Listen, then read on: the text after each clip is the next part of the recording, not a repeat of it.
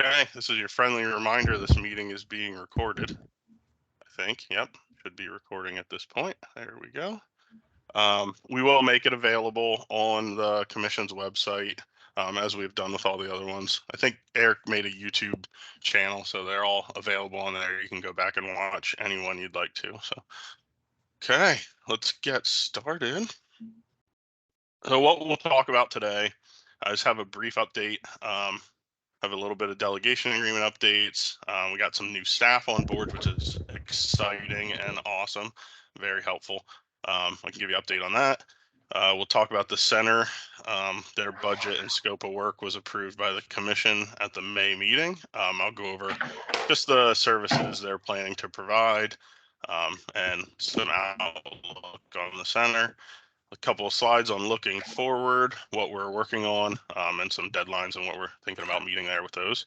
I also have a couple poll questions for you, just about boot camp and these meetings, scheduling these meetings going forward. And then at the end, like always, we have plenty of time built in for any question and answers you may need or any questions you have. So with that, I'll get started. Just another reminder, please mute your microphones when you get a chance. Thank you. Okay, delegation agreements. So at this point, 65 agreements fully executed through the system. They're all ready to go. 64 of those advance payments have been processed. We're waiting on one. There was one district that wants to transfer their delegation agreement over to someone else. So we're working with them right now to get that process through the system and get them an advance payment to get started. We have another district, the 66 district we've been working with, that we've been in talks trying to have them take parts of the delegation agreement to help us implement the program. So we're going to do most of it, and they're going to help us with some administrative stuff. So luckily, we were able to work out some good deals there to keep the program running in that county. So all districts will be involved in some facet, which is amazing. Thank you all for helping us take this on and getting this program implemented. But at this point, 137 million of the 154 has been encumbered to the conservation district. So that's a huge chunk. That's a big cut off the top that we need to have encumbered by next year. So yeah, we're looking pretty good. We are working with Philadelphia Parks and Rec as well as NRCS on a couple projects in the city. We're working on getting those underway right now. We just got to figure out what we want to do there, what direction we want to go in Philly, and how to get the funding to them. So we're working on that.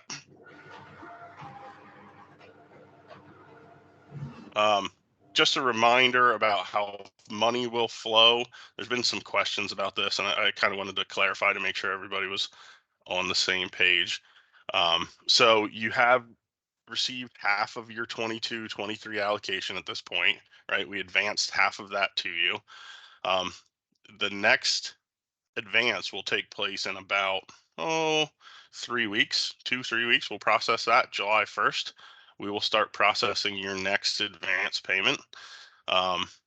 Assuming, I think we need budget to come through for that. So once the budget's passed, we'll be able to make those. But we'll make the advance payment as soon as we can, hopefully early in July. And that'll be the advance on your second year, which is 23-24. So you get half of that, and then you'll get a half of your third year in July of 24. Okay. Just a thing to keep in mind, the commission has to have all our funds encumbered by the end of 2024, and all funding has to be spent fully out the door by end of 2026, December 31st of 26. Okay. We will be reviewing spending and opening contracts closely over the next year. And then we really got to take a close, hard look in July of 24 of districts who think they're going to be able to have all the spending out the door by 26 and have contracts in place. But just keep in mind, if you're not accepting applications, you're not completing projects in a timely manner, the commission may have to disencumber some funds next year, from you and re-encumber them to someone else, because we have that encumbering deadline of 24 and the spending deadline of 26. It's all tied to this federal funding. We got to make sure the money is being spent and sent through the system in a timely manner. So we will be taking a close, hard look over the next year or so to see where everybody's at and make sure everything is running smoothly. We do have new staff on board. 2 of them have started. Patrick McCarthy, he's in the Northeast. He's on the call. So is Sam Zahner. She's going to cover our central region. Both of them are in place and up and running right now. Their contact information is there. By all means, please give them a call. We have Alan Barter. He will be starting in the Southeast region next week. He's going to start up down there and get onboarded next week and get running. We'll have his contact information out to everybody. We'll send it to the listserv when he's on and has a cell phone number and all that and contact info. And Rebecca will be starting July 10th. She's going to cover the Western region. Again, once she's on board, we'll have her contact info. But Patrick and Sam, do you guys want to introduce yourselves, talk about your areas you're covering? Sure. Yeah, I guess I'll go first, Justin. So I'm Patrick McCarthy, formerly with Columbia County Conservation District, now with State Conservation Commission. And basically, I'm covering anybody that has Amy Zerby as a nutrient management field staff. I'm covering that same territory as her. In the process now of just trying to get out and meet everybody throughout the territory, hopefully look at some projects, whether that's stuff you're actively working on building or projects that you kind of have your eye on for the program. Definitely interested in going out to see those things. I know I've talked to some folks so far about going out and doing field visits, but if I haven't reached out to you yet, feel free to shoot me an email. If you've got some availability in the next few weeks, I'd definitely like to come out and meet everybody, and also look at some potential projects. And good morning, guys. I'm Samantha Zahner. Happy to be here with you guys with the State Conservation Commission. I was originally with Clinton County Conservation District for 2 years. And like Justin mentioned, I'll be covering Central PA. So I think that's all the same counties that Jamie Ulrich covers. And I think I did get an email out to all of the district managers asking to get back to me and set up a time and meet. And I'm glad to say that a lot of you have reached back out to me, and I'm working on scheduling meeting dates with you guys and learning more about what projects you guys have lined up. So thank you. Okay, great. Thanks, guys. And, all your districts out there, feel free, if you have ACAP questions, any concerns, reach out to them directly if you have someone in place in those regions. For the people at the regions that haven't started yet, continue to reach out to Eric and me. We'll gladly handle any questions up until we get the field staff started. But those with in Patrick or Sam's territory, feel free to reach out to them. And if they need any help, they can kick it up to us. We'll talk about the center. Penn State Center budget and scope of work was approved by the commission at the May meeting. They're working on hiring staff right now. Hopefully you guys have all seen they have 6 positions posted for their regional home-based techs that will help cover the state. I just wanted to go over basically what the commission approved and what they'll be doing at the center. So it's really, their contract and their scope of work is really mirrored off of the Dirt and Gravel Road Center. They're going to provide a lot of the same things that, if you're familiar with the Dirt and Gravel Road program, a lot of the same things that they do. So, right, they're going to have full-time staff, right, to complement the new center. They're going to be situated all across the state. We can dive into that a little bit more. They're going to create a virtual presence, right? They're going to have a website. They're going to have training programs. We're going to do training and education across the state. We're going to host a annual ag conference similar to the annual maintenance conference that the Dirt and Gravel Road program hosts. We'll get that up and running. They're going to provide outreach and education, right? And technical assistance. That's one of their primary duties. They're going to provide guidance to us at the commission. That's just pretty well straightforward. And then obviously there's a section for any miscellaneous things, like once we get into quality assurance, quality control visits, when those things come around, We're going to do some demonstration projects, hopefully, and anything else we need. And the last thing is a thing that comes from the dirt and gravel road contract, and it's really other tasks as assigned and mutually agreed upon. That's one of the things that really helps us be flexible with the center and the commission and get things done and very quickly and not have a formal agreement for every detail. So what does the new staffing complement look like? They're looking at 6 extension educator staff. They'll be positioned all across the state. Those positions are open right now and posted. They're looking to hire them hopefully soon. They're going to hire a bioengineering faculty position to help with like undergraduate courses and any other center events. They have a GIS analyst who's in place right now.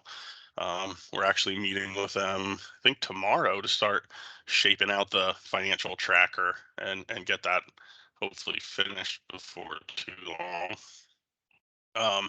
They're doing research. They're going to have center support teams, admin positions. We're going to have a contracted professional engineer, which we just worked out a scope of work for that person, and hopefully that'll be posted here before too long.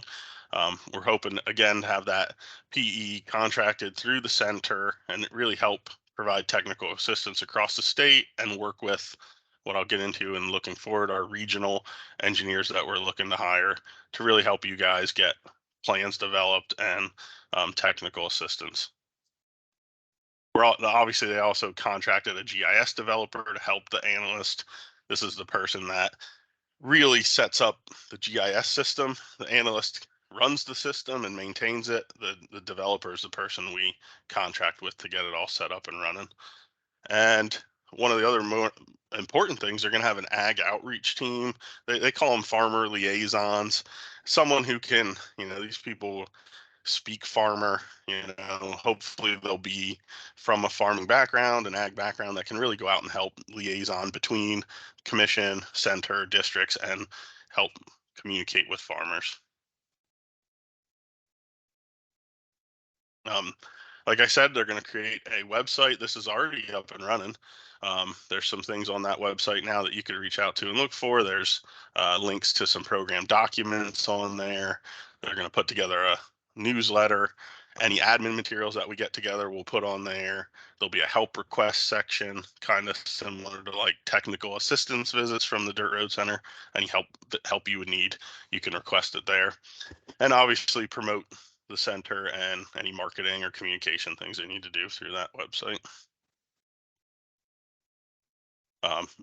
This is a big thing the center is going to do, and that's provide training and education, right? We're hoping to set up a certification system for districts to start getting ag certifications that help show competence in designing things and working through a job approval authority type system long term. They're going to do workshops, webinars, training events, all that kind of stuff related to ACAP, educational materials, training, manuals, publications, right? And various training, anything related to training, they will be there to help with. The Ag Conservation Conference. This is, again, modeled off of the Dirt and Gravel Road Annual Conference. We're hoping for a multi-day, bring districts together that work in ag, have a mix of classroom and field, get some buses together, take people out in the field, look at projects in the field, really go over any topics or any hot issues that districts really want more training on. We're hoping to really use that to focus training efforts some more for district staff. They're going to provide guidance and assistance to us at the commission. This is one of the things the Dirt and Gravel Road Center does very well. They help us with policy changes, policy development, any new research related to conservation practices, and in the long term, help us develop an ACAP admin manual, get that created and help edit it and get it out. Again, miscellaneous things. We do work groups and committees, educational QA/QC type things, demonstration projects. I really want to start getting those running here in the future and really demonstrate some things outside the box that we could do with this program. We're not so tied to certain things. So if there's demonstration ideas, and if you districts have any idea on things you want to, new practices you want to test, or things you want to try to demonstrate that you think would be successful, let me know. We can coordinate with the center and maybe help fund a project, or we can fund projects on our own to do demonstration. Just reach out if you have any ideas on demonstration stuff. And they're also going to set up an undergraduate. One of the things districts really struggle with, and we do too as a commission, is staff, right? Adequate staff and staff turnover, and having a flow of undergraduate people that are trained would be, is very important. So they're going to, with their connections at Penn State through the university, they're going to help develop job shadowing programs, internships, that kind of thing. And then again, any other tasks, this just helps us stay flexible and work on anything that comes up, and lets them help us do various tasks across the state. Okay, looking forward, we're still working on our regional ACAP engineers. Eric's been working with several districts on getting that up and running. We do have a goal of September 1st to hopefully have that ready and implemented, those regional engineers that'll work in conjunction with the center engineer and the NRCS engineer that's dedicated to the center. We'll hopefully set that up that they'll all be able to work together. We're also working on a template type plan.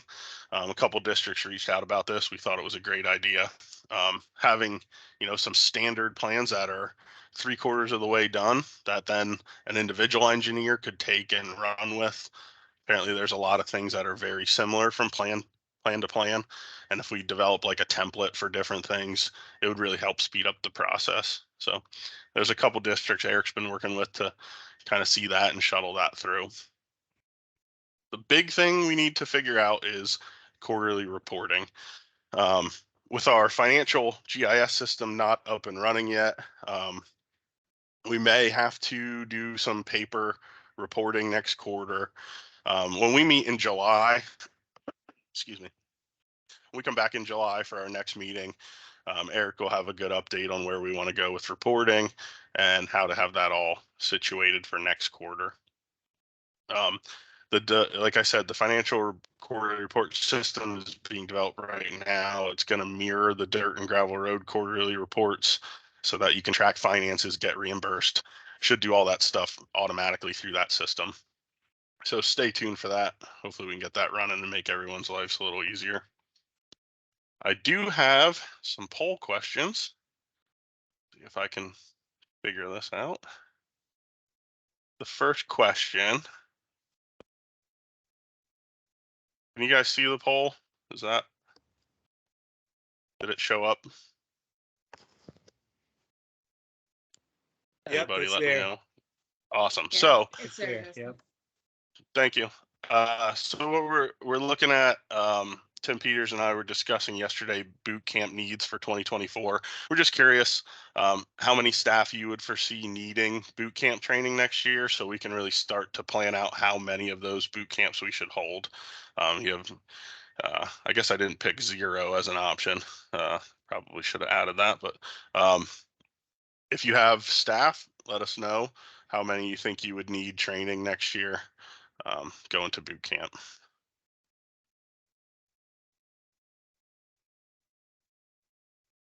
And the second question is, do we want to continue with monthly update calls, doing these things every month? It seems, or can we move to quarterly? At this point, it seems like we're running out of things to talk about on a monthly basis, but if you all want to keep them monthly, we'll be glad to do them monthly.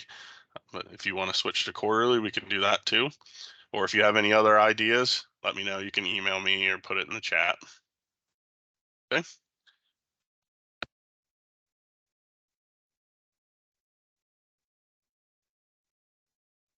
I'm not seeing the results come up, but I assume somewhere it'll come up. People are actually entering these. Is it working on your end? Are you guys submitting the numbers or your answers?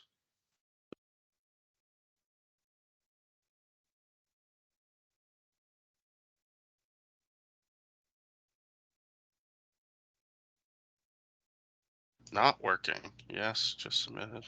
Not working for some people. Sorry, boot camps would be specific to NRCS boot camps. So they do they usually do 1 or 2 boot camp sessions a year. Um, it wouldn't be an ACAP specific boot camp, but that's a good idea. We should start thinking about ACAP specific boot camps. I understand. If I had to guess, I would say that these probably are invasive because a lot of times what you'll see near Okay. this purple variety that they escape. Okay. Thank you, everybody. I'll leave it up for a while. I think I can leave it up and move on. The last thing I have is open question and answer session. So you can either put them in the chat or you can unmute yourself and ask. Either way is fine with me. But any questions, comments, concerns, by all means, let us know.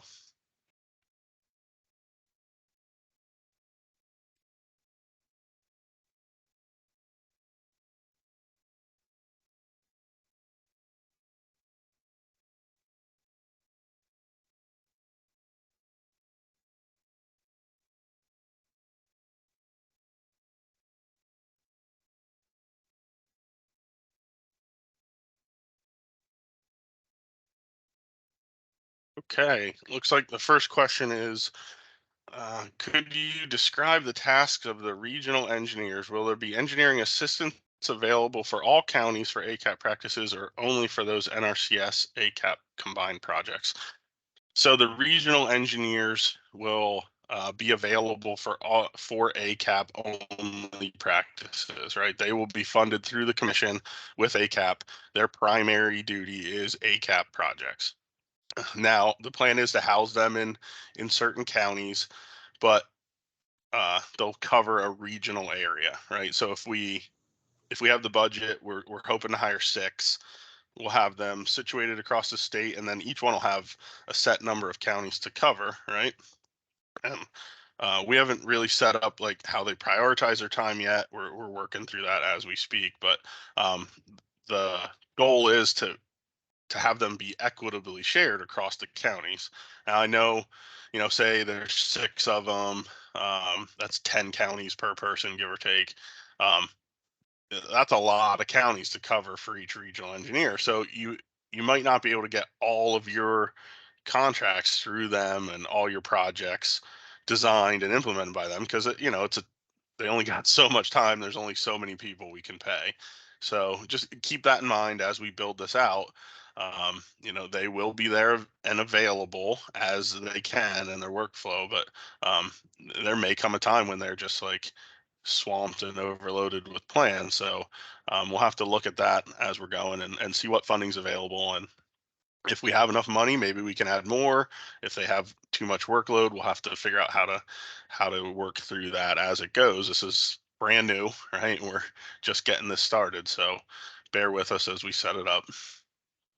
But great question. Okay, Erica, will we be doing the reporting in the GIS or Practice Keeper? Was that decided? Yes.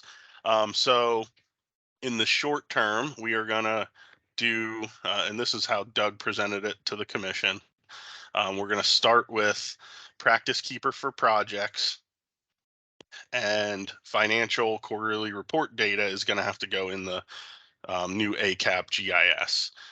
Long term, we're hoping to develop our own practice system. We're going to pilot that with some conservation districts and hopefully set up a system long term that maybe can communicate with Practice Keeper. We're hoping to do that, would be our long term goal, is have our system have the practices and have that communicate with Practice Keeper. So both systems would have the up-to-date information and districts wouldn't have to double report.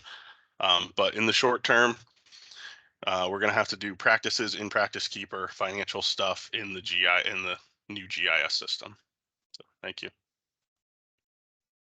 Carl, do you see the commission putting on regional training sessions for ag techs working with the program? Since we're at the beginning of a large and varying program, districts need to be consistent with policies and required forms. I recommend having meetings sooner than later. Yes, Carl, this is one of the things our new regional techs are going to focus on. Eric is going to work on that. as well. We're going to do, well, as soon as we get our administrative training put together and ready to rock, we will get that out and do regional trainings.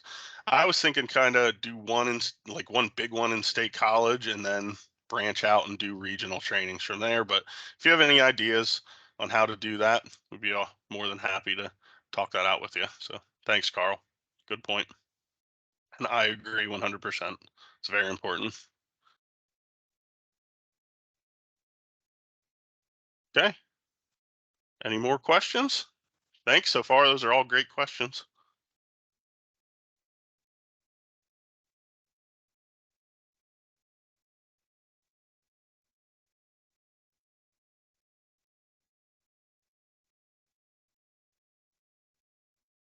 Okay, Jess, please make admin training hybrid if one central training to, yes, we will do that. It's a great point.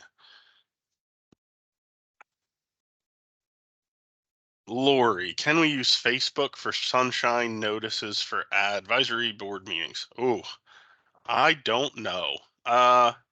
Is Karen Books? She knows much more about sunshine than I do. Are you on, Karen? I didn't see your name. Justin, this is Jackie. Hey, Jackie. Karen is not on, but in following with other sunshine related laws and rules, notices should be advertised in a newspaper of general circulation.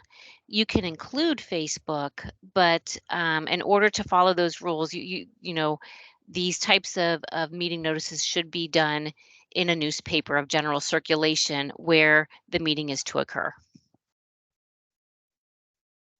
Thanks, Jackie. I appreciate that. Sure.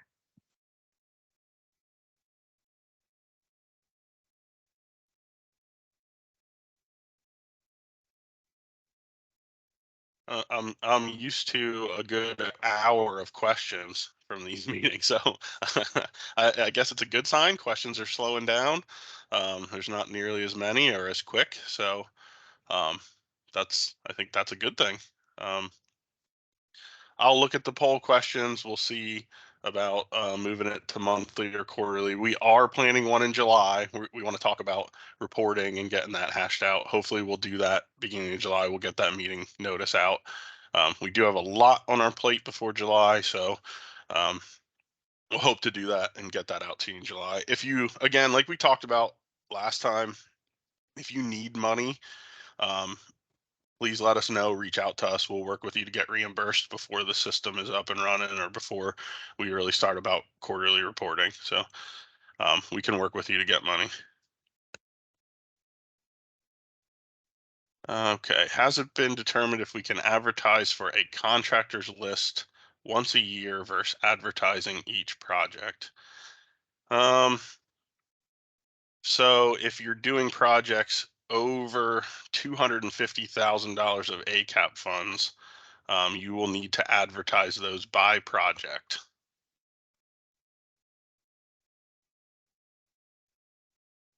Under that, there's a little bit different rules. There's no advertising. There's no public bid for under 250,000. We did do a whole webinar on the bidding requirements. I don't have it off the top of my head which month that was.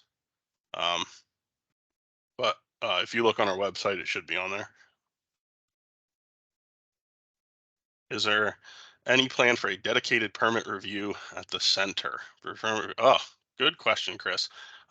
Permitting is one of the hot topics for DEP and ag right now. That's a great point to bring up. No, there is no current plan for a dedicated permit reviewer at the center, but that's something we will discuss. I know the secretary is it's very high on his priority list for permitting. I know DEP secretary as well, that's high on their list. So stay tuned. Next question, can complementary practices be included for funding? Mulch written in an ENS in a plan as part of implementation of a diversion or fence as part of a heavy use area practice? That's a good question. And I think I know, I'm trying to understand exactly what you're asking, but if you're saying, can you pay for mulch that is needed to implement a diversion? Yes. if that's what you're asking. If you're not asking, but if you need fence to put in a heavy use area protection, yes, you can pay for that. If I'm not understanding that question correct, by all means, unmute, let me know.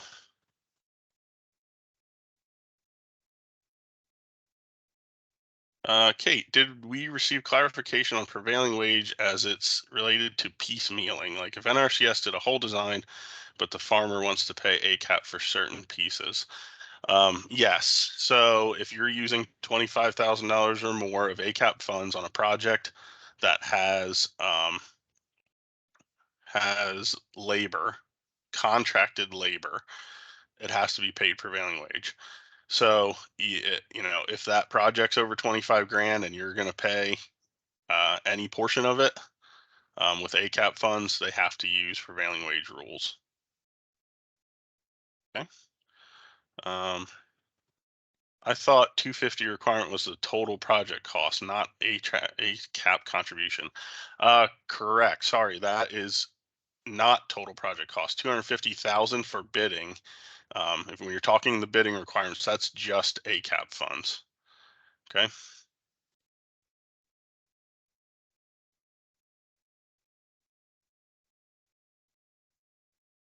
Hopefully that clarifies that. Any more questions? You're all great questions. Thank you all. And as always, you're welcome to reach out to us outside of these meetings with questions or comments. 250K bidding is only ACAP project cost. Correct. Yes, only ACAP funded portion of that project. That's a ACAP state specific bidding rule, not a overall federal rule. So we decided here that 250 is just for the ACAP money being spent on the project.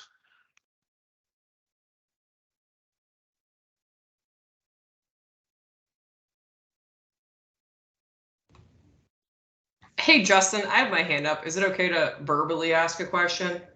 For you, Kate, no, but for anybody else, yes. First of all, I didn't even get on till like 20 after because my computer was updating and being terrible. So I apologize if I missed something. That was No, you're good.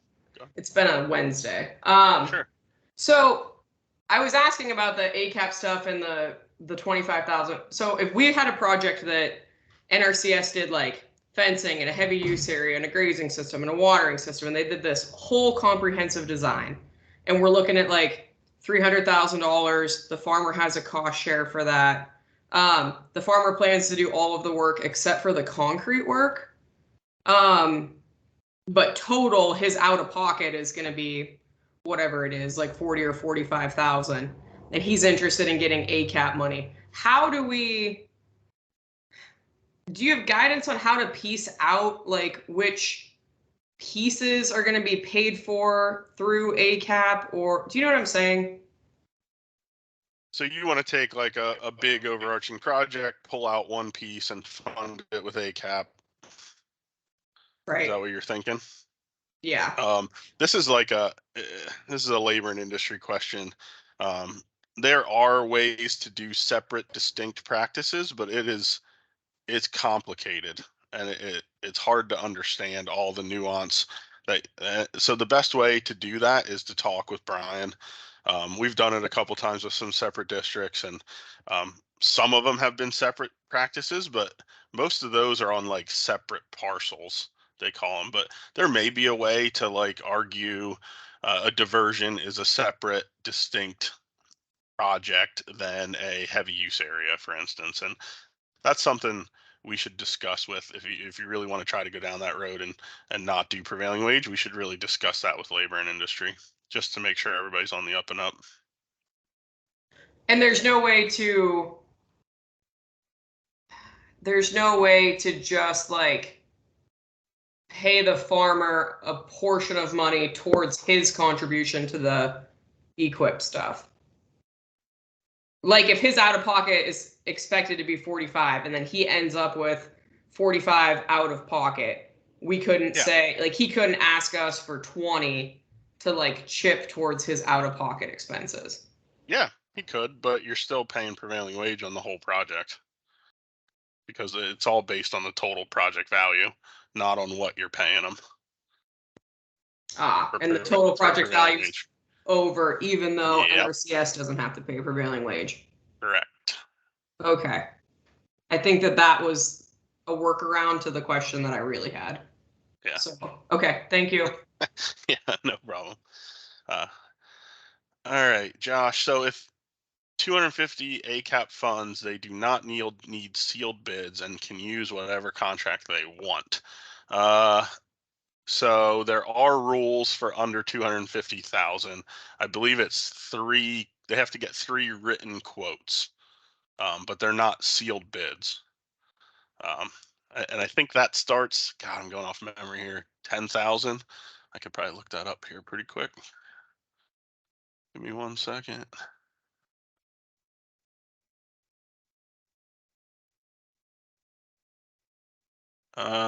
So yes, 10,000 to 250.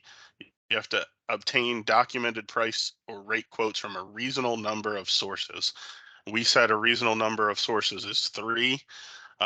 If there's a reason you can't get 3, just document why you're not able to get 3. Let us know you're unable to get 3, and we'll come up with a reasonable way to do that. You do have to keep a copy of those documented quotes. Okay. So from 10 to 250, that's what you have to do. Over 250 is where the public required bidding comes in. Okay. This is Tim Heiler from Lycoming County. All of you county entities, county departments, whatever you want to call it, really need to look at your county policies, because you probably have different rules than what he just showed. Yes, Tim is correct. Ours is like 21,900 or something like that for public advertised sealed bids. So make sure you're not violating the county rules when you're doing this as well. If you're not county affiliated, then I don't know what your rules are. Thanks, Tim. That's a great point to bring up. So Justin, question regarding that. So under 250, they have to still get a reasonable amount of bids. The question, I guess, is we have farmer that knows pretty much who they want. They'll go through the process to get another bids. Can they use whoever they want if it's under 250, or do they have to go with the lowest responsible bid, same as if it was a sealed bid? Correct. You still have to use the lowest price. We can't just pay someone more money when there's 2 other options out there that are cheaper. I know farmers want to use their favorite guy. They want to pay their brother-in-law to do the project, whatever. The whole point of bidding and getting price quotes is to keep price in check and control prices. So yes, you still have to use the lowest person.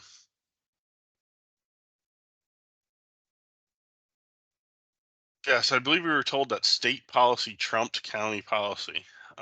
No. So whichever one is more stringent, you have to follow.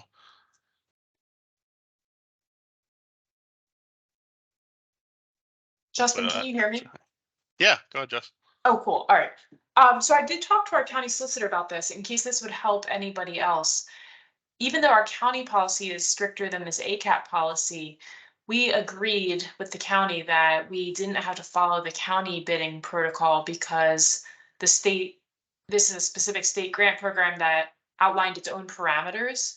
And perhaps the other way to get around it is who is signing the contract. So that might be an exception in that the funding is not between the conservation district and I'm gonna mess this up now. Because it's different than the dirt and gravel program in terms of who gets paid by who and who is signing the contract. Does that make sense? Yeah, if your legal local county said you don't have to follow their rules, I'm okay with that. That's their decision. We wouldn't hold you accountable to your local rules. Your local, county would hold you accountable to that. So that's great that you're able to get that determination.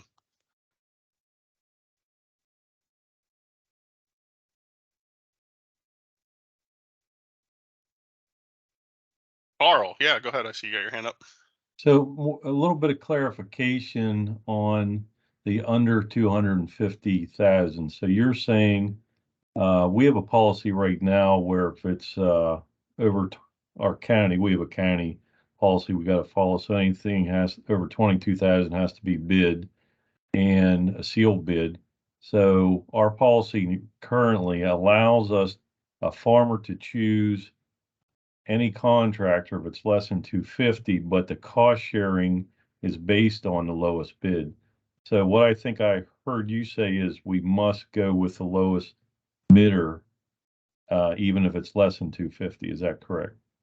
Yeah, we talked about that with our legal counsel in particular, and they were pretty adamant that that's not allowed. So if we want to get, if you want to get your legal counsel and ours together to talk it out, maybe they'll change their mind. But they were pretty adamant that you got to go with the lowest bidder. No, I'm already following that policy. I just wanted clarification because we could Okay. then change our local policy then. Yeah. Okay. No, good point, Carl. Thanks. All right. Thanks. Yep.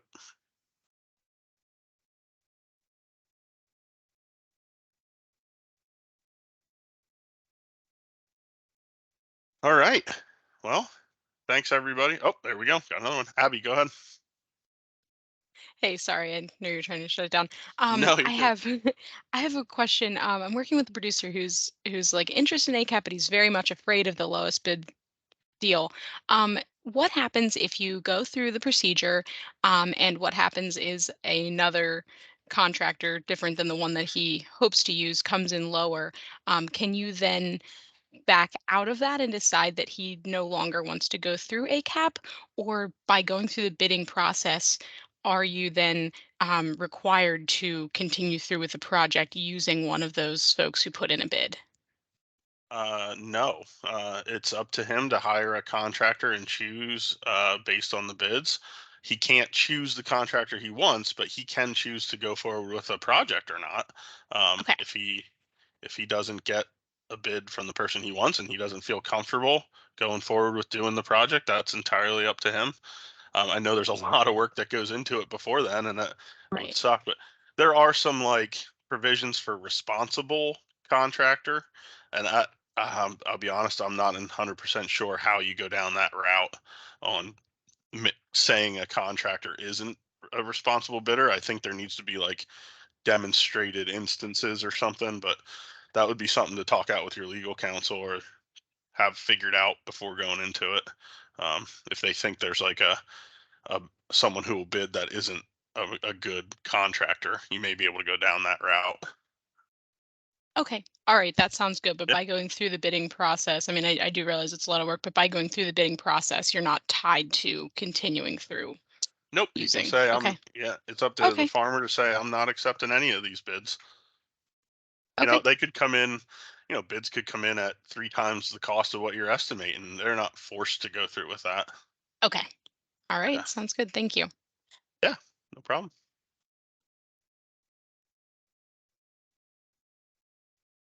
Out of curiosity, has any county gone through with this bidding process yet for any projects? And if so, how did they handle that? Do they go through a municipal bid or do it privately? Good question. I don't know. I haven't heard of any yet. Does anybody out there want to speak up? You've been through it? We're currently going through our first one and we use Penn Bid. Had a site showing yesterday. Potter County also put projects out to bid. We just advertised locally. Obviously, a lot of the bigger companies don't come this far north, but we did end up with 8 with a couple of contractors out of Mill Hall looking for the heavier construction portions for the heavy use areas. So just local advertisement was able to get out there. Several of my operators were already in touch with contractors to kind of get quotes and stuff before they signed on for ACAP. So that we already had contacts with those folks, and the farmers contacted them directly. We bid out 2 heavy use areas this spring. It was for growing greener, but we're going to use the same process. Put it in the newspaper, and then I send the legal announcement that's printed in the paper to all the contractors I've worked with.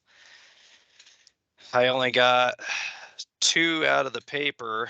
All the rest of them were the ones I had contacted directly. If you use something like Penn Bid, which our county uses, you're not going to get any of the Amish or Mennonite pole barn builders to bid on it because they're not going to mess with that hassle. There may be the one guy that has CAD and whatever. We have one of those around here that he might do pen bid, but generally your plain sect pole barn builders aren't going to be interested in if it's on pen bid or anything online like that. So we had three yesterday at our site showing. Two of the three were actually Amish. We worked with them in the past, and they were able to get on pen bid, and they're out of Lancaster County. So I was a little nervous of that myself, but again, 2 out of 3 were Amish outfits.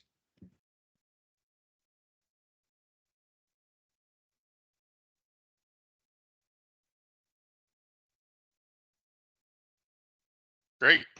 Thanks, everybody. That's very helpful shared information. Appreciate it. Okay, I don't see any other questions coming in at this time. Again, as always, feel free to reach out to me, Eric, Samantha, or Patrick anytime. We're here to help you answer questions, go over any details you may need, and look forward to doing some regional trainings here in the future. And hopefully we'll send out a link here for July and get that meeting set up. So thank you all. Appreciate your time. Have a good day.